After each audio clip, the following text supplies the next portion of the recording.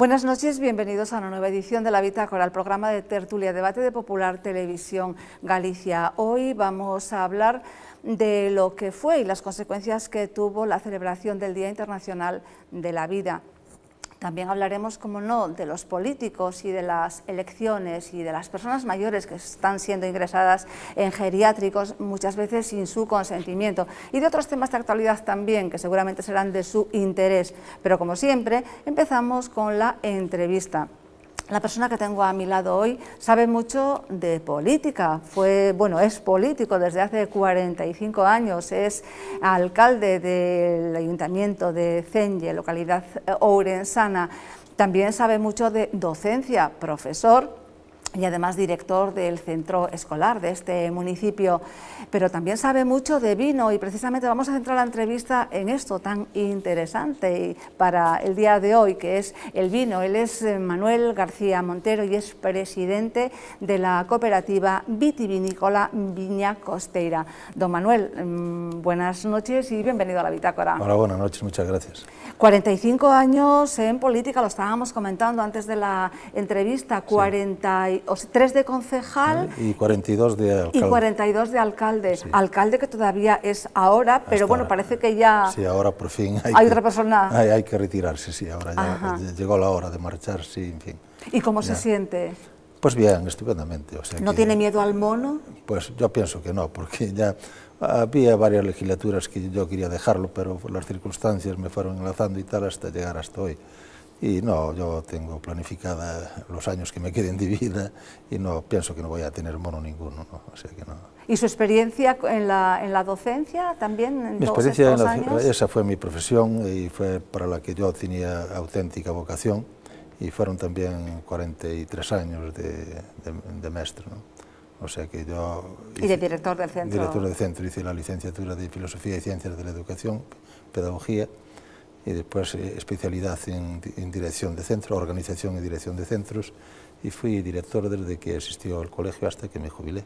Don Manuel, es usted presidente de la cooperativa vitivinícola Viña Costeira, la mayor empresa productora de vino del Ribeiro, ¿no? Sí, es la mayor empresa productora de vino del Ribeiro, más bien comercializadora, ¿no? O sea, del vino del Ribeiro, y no solamente del Ribeiro, sino que es la cooperativa del sector vitivinícola mayor de Galicia. O sea, comercializamos sobre el 40% de la producción total del Ribeiro, de la denominación de origen Ribeiro. ¿Qué volumen en litros? Pues sobre unos 4,5 millones de botellas, o sea que es lo que venimos comercializando últimamente, en los últimos años. Hubo años de mucha más producción, ¿no? Los años anteriores llegamos a 7 millones, 8 millones de botellas, pero bueno, depende de la cosecha también de cada año. Sí, y en cuanto a la comercialización, venta, tengo que preguntarle, tengo que hacer una pregunta obligada, que es referente a la crisis. ¿Se ha notado, se está notando esto ya? Bueno, algo se nota, pero en el sector del vino, pues de momento, pues aún no se nota tanto, ¿no? O sea que se va comercializando y nosotros vamos sacando la producción pues bastante bien. O sea que, por lo que yo conozco del sector vitivinícola de Galicia, los vinos blancos gallegos están saliendo al mercado y no notan tanto la crisis. O sea que en ese aspecto de momento, pues vamos bastante bien. Todos presumimos mucho, los gallegos del Viña Costeira, y presumimos sobre todo más cuando salimos de Galicia, ¿no?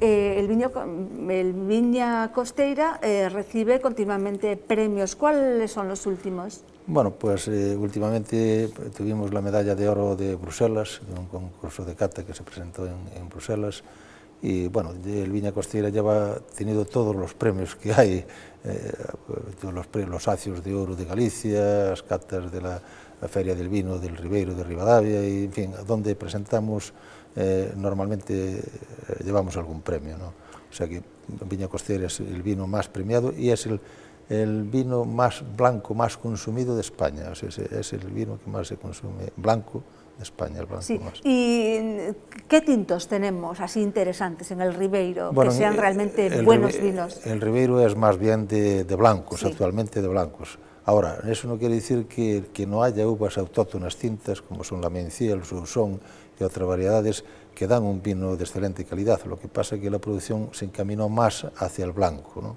Por la salida que tienen más en el mercado y porque son más conocidos los blancos, y en fin, pero también hay tintos muy buenos, sobre todo esas variedades que nombré anteriormente, como el Sousson y la Mencía, que dan unos tintos excepcionales. En la cooperativa tenemos la Lenta Historia, que es un tinto que, en fin, está bastante bien. Ahora, nuestra producción básicamente es blanco, ¿no? Ajá. Y aparte de los vinos blancos y tintos, también pues hay otros productos. El licor café, por ejemplo. Hay productos, los orujos, y vamos a ver, las aguardientes y el licor café. El licor café lleva un café que dicen que es de los mejores que hay, ¿no? En calidad, que es el Bru Montaigne, sí, que es un café de Jamaica, ¿no? De Jamaica, directamente de Jamaica nos viene a nosotros para hacer el licor café. Y vamos, tiene una salida y es muy apreciado en el mercado. Y es un delicatessen, ¿no? Es delicatessen totalmente, ¿no? Sí. Y después tenemos también otro producto importantísimo que es el tostado tostado Costeira, ¿no? Que es un vino que recuperó la cooperativa, se recuperó en el Ribeiro. Hace muchos años se producía mucho en el Ribeiro. Las casas señoriales lo tenían como, vamos, el producto de excelente calidad para los amigos y todo eso, ¿no? Y luego después nosotros pensamos en que por qué no vamos a recuperar este vino tan tradicional, que era muy tradicional en la Edad Media, y después ya el tostado es muy antiguo en el Ribeiro. Y se recuperó y está teniendo también muy buena acogida en el mercado. Además, fabrican el tostado de manera casi artesanal, ¿no? Es totalmente artesanal, o sea que se cogen las uvas, se dejan pacificar hasta el mes de enero, más o menos, y después se prensan, se saca un líquido, el líquido está reposando ahí durante un año. El proceso es un año entero, y luego después el líquido ese se va embotellando. Y en fin, ese está un producto exquisito. En los vinos dulces lo presentáramos una vez en Jerez, en una feria de vinos dulces, y fuera el vino dulce más apreciado de toda la feria, ¿no? Además es muy limitado, ¿no? Porque tampoco... Sí, hacemos una producción de 3.000 botellas, 3.000. Sobre 3.000, 4.000 botellas, depende de la cosecha, ¿no? Porque tiene que ser un año de buena calidad de uva, ¿no? Para hacer un tostado bueno.